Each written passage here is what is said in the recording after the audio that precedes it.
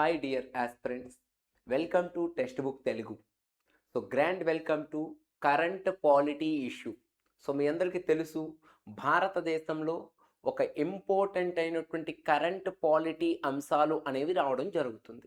So exam point of వ్యూలో కూడా మనకి కరెంట్ రిలేటెడ్ పాలిటీ అంశాలు అనేవి అడగడం జరుగుతుంది.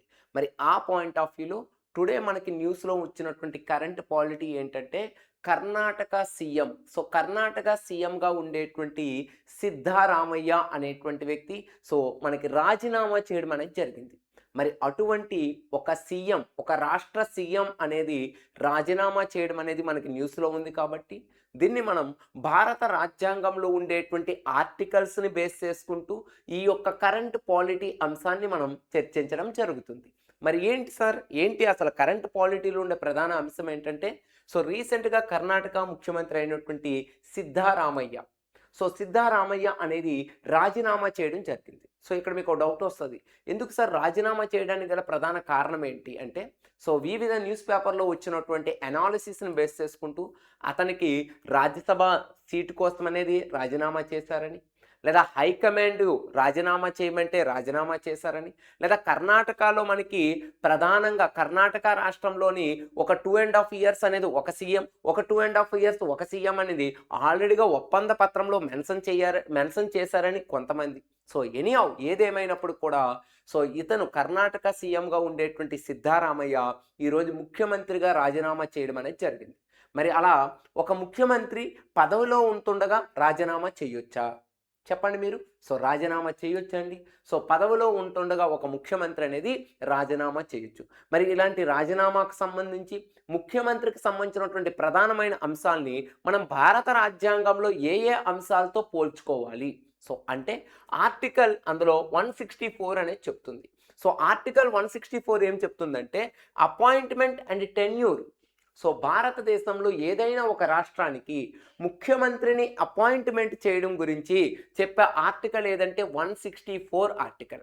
164 ఆర్టికల్ ప్రకారంగా రాష్ట్రంలో ఉండేటువంటి వివిధ పార్టీలు ఏవైతే ఉంటాయో ఆ పార్టీలో మెజారిటీ పార్టీ యొక్క నాయకుడిని గవర్నర్ ముఖ్యమంత్రిగా అపాయింట్మెంట్ చేయడం జరుగుతుంది.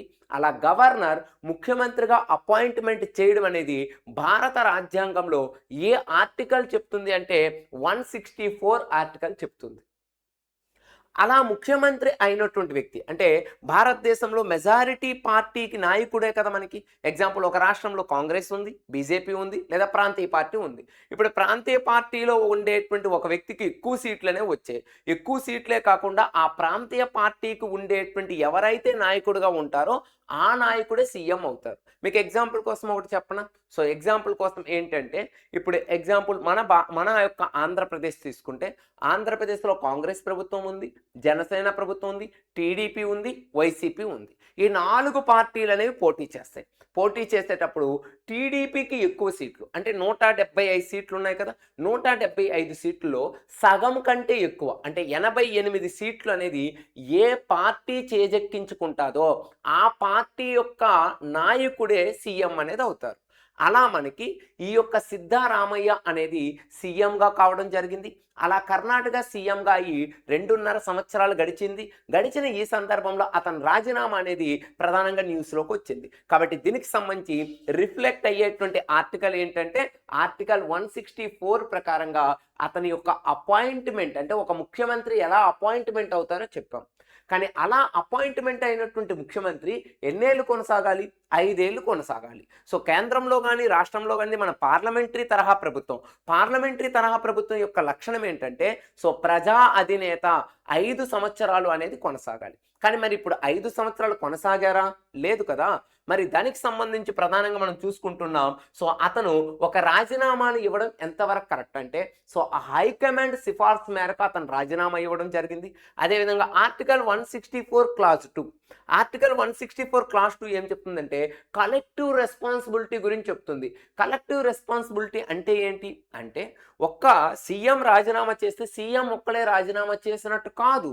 భారత రాజ్యాంగం ప్రకారంగా సీఎం రాజీనామా చేస్తే ఆ సీఎం దగ్గర ఉండేటువంటి మంత్రి మండలి కూడా వాళ్ళ పదవులు కూడా రద్దు అయిపోతాయి. అలా రద్దు అవుతాయని చెప్పేటువంటి దాన్ని ఇక్కడ ఏమంటున్నామంటే కలెక్టివ్ రెస్పాన్సిబిలిటీ అంటాం. కాబట్టి ఇప్పుడు ముఖ్యమంత్రి సిద్ధారామయ్య రాజీనామా చేశారంటే ఆ క్యాబినెట్ అంటే ముఖ్యమంత్రిగా నియమించినటువంటి ఆ క్యాబినెట్ ఏదైతే ఉంటుందో అది కూడా పదవిని కోల్పోవడం జరుగుతుంది. ఇలా కోల్పోవడం అనేది జరుగుతుందని చెప్పే ఆర్టికల్ ఏంటంటే ఆర్టికల్ 164 క్లాజ్ 2 అనేది చెప్పడం జరుగుతుంది. ఆర్టికల్ 164 క్లాజ్ 2 అనేది కలెక్టివ్ రెస్పాన్సిబిలిటీ గురించి చెప్తుంది.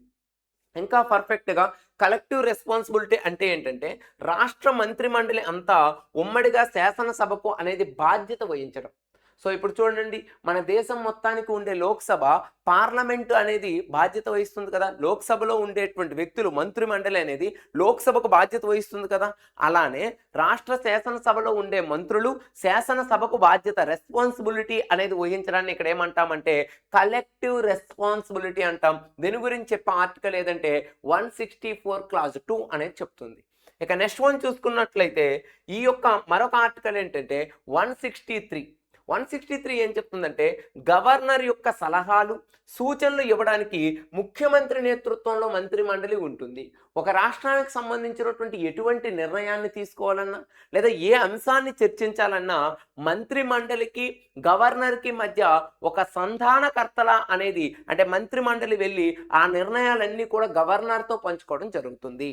ఇక 164(3) అనేది మనకు అది చెప్తే 167 ఏం చెప్తుందంటే డ్యూటీస్ ఆఫ్ సీఎం అంటే రాష్ట్ర పరిపాలన మరియు శాసన సంబంధితమైనటువంటి నిర్ణయాలు గవర్నర్కి అనేది తెలియజేయవలసిన బాధ్యత ఎవరికి ఉంటుందంటే సీఎంకి అనేది ఉంటుంది. అంటే ఆ రాష్ట్రంలో ఏవైనా పరిపాలన సంబంధమైన అంశాలపైన నిర్ణయాలు తీసుకోవాలంటే ఆ నిర్ణయాలు తీసుకునే ముందు గవర్నర్కి అనేది తెలియజేయాలి అని ఏ ఆర్టికల్ చెప్తుందంటే ఆర్టికల్ 167 అనేది చెప్తుంది.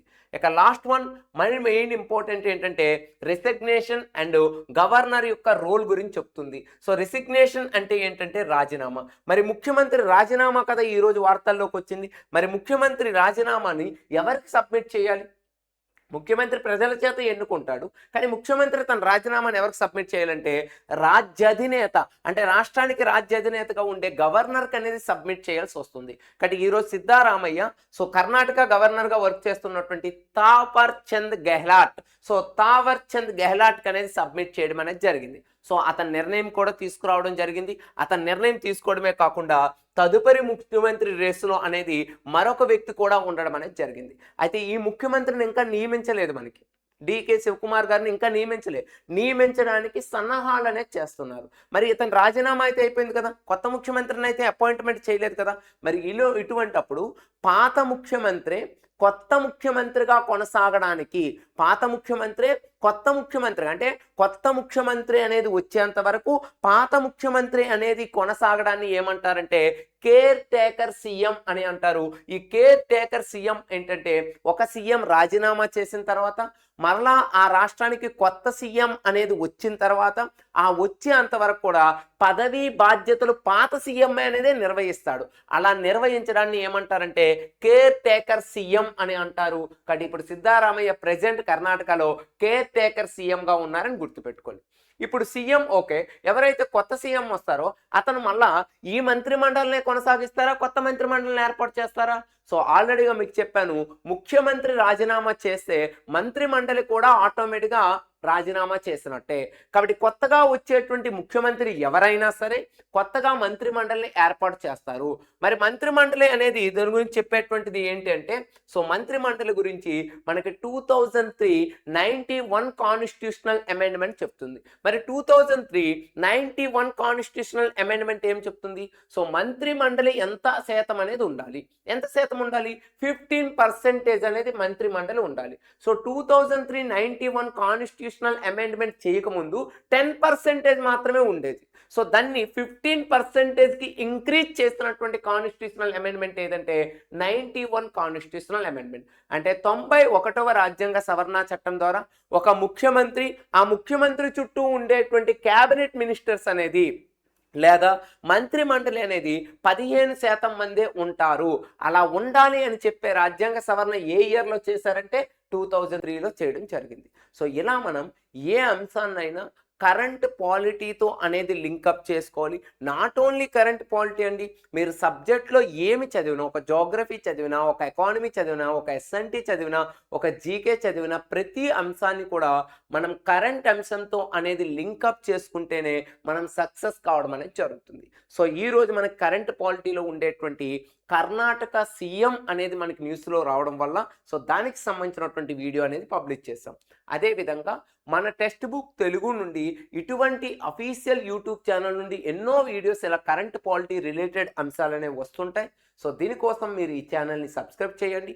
అదేవిధంగా మార్చ్ 29, 30, 31 ఈ 3 డేస్ కింద మనకి ఈ యొక్క మిషన్ ట్రోఫీ అనేటువంటి ఒక గొప్ప ఆఫర్‌ని అనేది తీసుకురావడం జరిగింది. మరి ఈ మిషన్ ట్రోఫీ యొక్క గొప్ప ఆఫర్ ఏంటి అంటే 12 మంత్స్ సబ్స్క్రిప్షన్ అనేది ఉంటది. మీకు తెలుసు ఇండియాలో ఏ ఎగ్జామ్ రాసినా, స్టేట్ రాసినా, సెంట్రల్ రాసినా అందరూ కూడా టెక్స్ట్ బుక్ ఎగ్జామ్స్‌నే ఫాలో అవ్వడం జరుగుతుంది. ఆ టెక్స్ట్ బుక్ ఎగ్జామ్స్‌లో ఉండేటువంటి ప్రాక్టీస్ బిట్స్ అనేవి మోర్ దెన్ స్టూడెంట్స్‌కి చాలా ఉపయోగకరంగా ఉంటుంది. కాబట్టి ఇటువంటి టెస్ట్ సిరీస్ గానీ, ప్రాక్టీస్ టెస్ట్‌లు గానీ, రికార్డెడ్ క్లాసెస్ గానీ, లైవ్ క్లాసెస్ ఇక్కడ ఆఫర్ ఏంటంటే ఏదో ఒక్క కోర్స్ కాదు. మీరు ఎస్ఎస్‌సి, సీజీఎల్‌కి జాయిన్ అయితే ఎస్ఎస్‌సి, సీజీఎల్ మాత్రమే ఉండదు. స్టేట్ ఎగ్జామ్‌కి, అదేవిధంగా డిస్ట్రిక్ట్ కోర్టులకి, అదేవిధంగా ఏపీ, తెలంగాణలో వచ్చినటువంటి ప్రతి జాబ్‌కి కూడా ఒకే సబ్స్క్రిప్షన్‌తో ఈ ప్లాట్‌ఫామ్ అనేది మీకు ముందు ఉండడం జరుగుతుంది. కాబట్టి మీకెవరికైనా ఈ యొక్క సబ్స్క్రిప్షన్ 12 మంత్ సబ్స్క్రిప్షన్ తీసుకోవాలంటే మీరందరూ కూడా యూజ్ చేయాల్సినటువంటి కోడ్ ఏంటి అంటే మనకి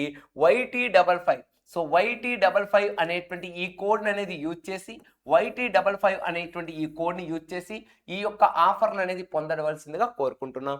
ఆఫర్ అనేది మార్చ్ 31తో అనేది ఎండ్ కావడం జరుగుతుంది. సో, ఇది మనకి కర్ణాటక సీఎంకి సంబంధించి. So, thank you for all.